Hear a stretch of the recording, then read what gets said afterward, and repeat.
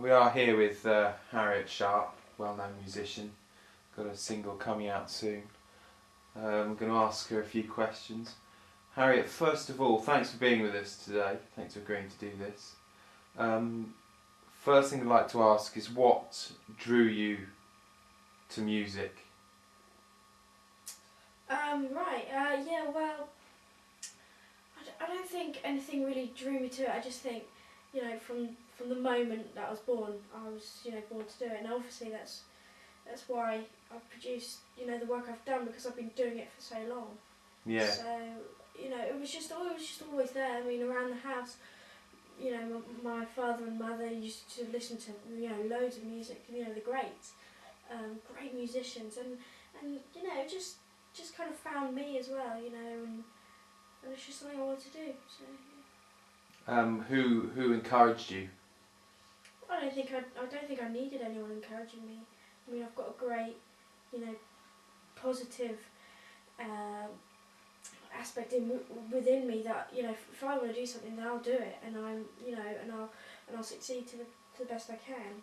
And it was that just, however much I didn't want to practice, I did. What was the first tune, the first song you ever wrote? Well, the first melody that I wrote was I entitled it Maybe, and honestly, I can't remember the exact words right now, but it was a good little tune. It was based on things that I'd learned as a child, and I was very young when I first wrote it, and but it's I can still remember it today, and it's quite a good one to play as well. Okay, basically, it's in C major. It just goes something like this.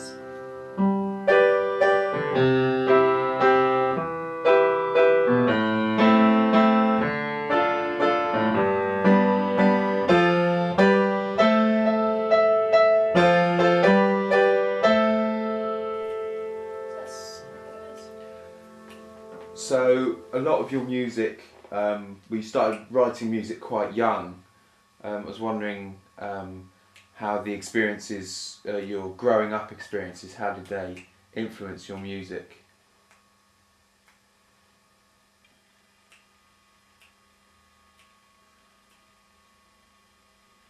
How did your growing up experiences influence your music?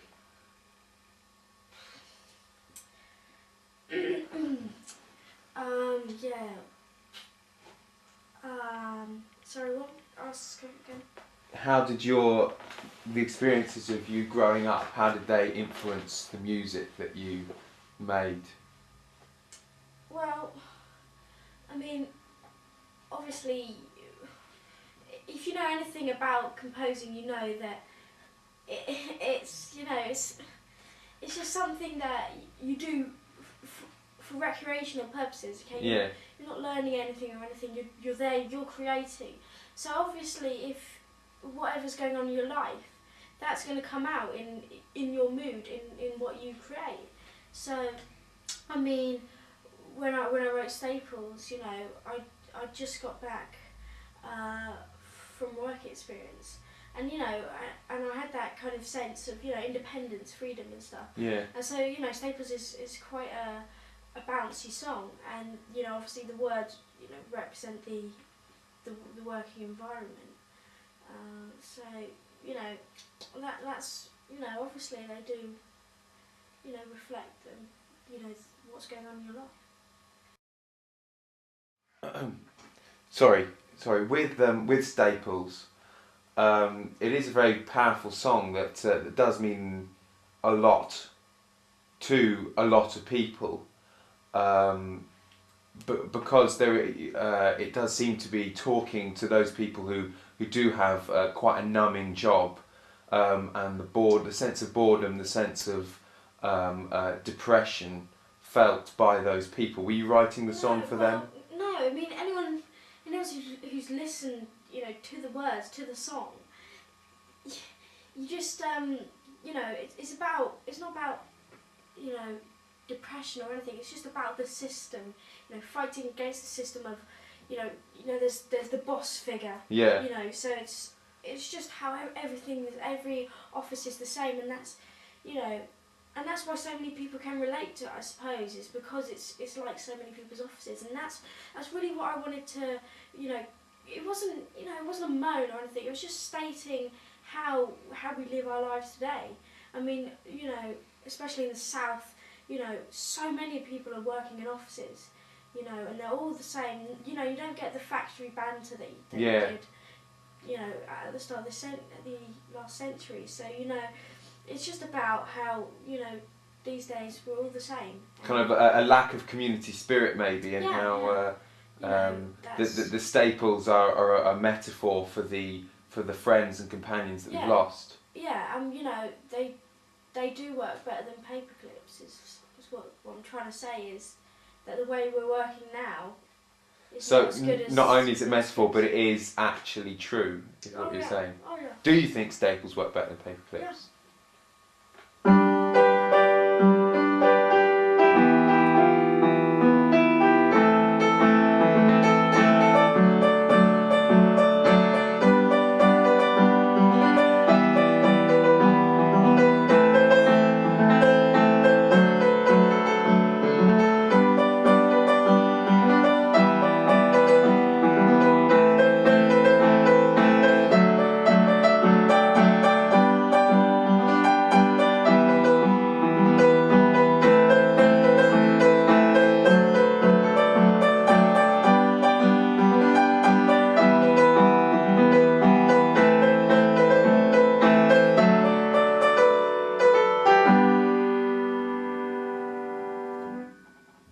So in life, do you see yourself as the pawn or the queen? Well, queen, definitely. I mean, why? Well, I don't want to be a pawn in anyone's eyes. The queen, she's dominant. That's queen, definitely. And so where is your music taking you? Well, what's that got to do with chess? No, nothing to do with chess. Sorry, just where's your music taking you? Right. Well, where's it taking any of us? Yeah. That's the beauty of music, and the talent that I have is that I can do anything that I want. Yeah. And I love people out there who'll support me. I will. So what about your plans for the near future? What projects are you getting? Well, from now until May, I'll be promoting my single and the tour that I'm going to do. Will it be successful, the tour? Are you looking forward to it? Yeah, it'll be good. It's going to be great. Got a lot of people behind me, and they love, what I've created. Yeah. And for me, that's brilliant.